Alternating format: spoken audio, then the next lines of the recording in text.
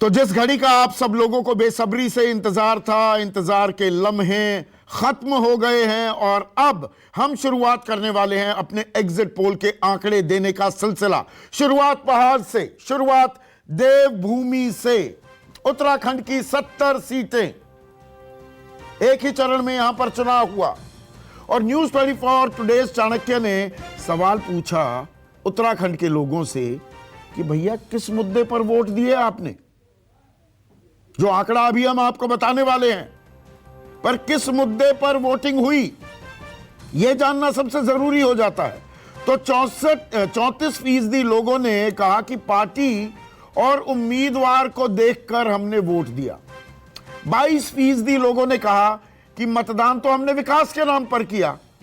13% लोग भ्रष्टाचार को बड़ा मुद्दा मान रहे थे, जबकि 18% लोगों के लिए जो स्थानीय मुद्दे, भाई विधानसभा चुनाव है ना, तो उनके लिए स्थानीय मुद्दे ज्यादा अहम थे।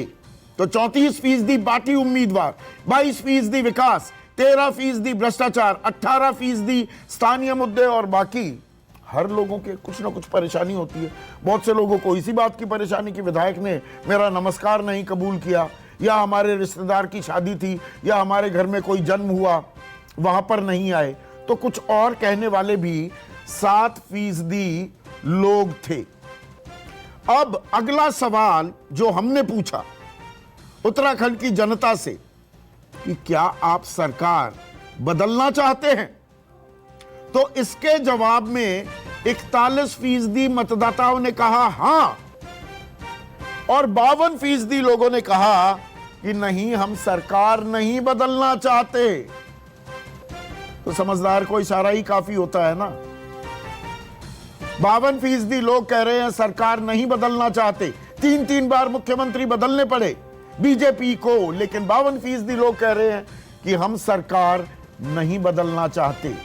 तो ये बात तो साफ हो जाती है कि सरकार के खिलाफ कोई ऐसी जबरदस्त एंटी इनकम्बेंसी नहीं थी। अब बात करेंगे जाति की, हमारे देश की कड़वी हकीकत, खास हिंदी पट्टी में। अब किस जाति ने किस पार्टी को ज्यादा पसंद किया, तो ब्राह्मण समाज 53% बीजेपी के साथ जाता दिखा, राजपूत 50%, मुसलमान 6%, एससी 42% और ओबीसी 49%। और नीचे जो कांग्रेस के आंकड़े हैं वो ब्राह्मण, राजपूत, मुस्लिम, एससी, ओबीसी, किसी भी जाति या समुदाय विशेष में कांग्रेस अव्वल आती नहीं दिखी, बीजेपी को पछाड़ती नहीं दिखी। तो इससे किस पार्टी के खाते में कितनी वोट आई, अब ये सेकंड लास्ट आंकड़ा, उसके बाद असल आंकड़ा जिसके लिए आप सांस रोके इंतजार कर रहे हैं। न्यूज 24 टुडेज चाणक्य के एनालिसिस के मुताबिक बीजेपी को 41% वोट मिले। यहां पर 41% वोट, और जो ये आंकड़ा आ रहा है ये सीटों का आंकड़ा हमारे पीसीआर ने पहले ही दिखा दिया।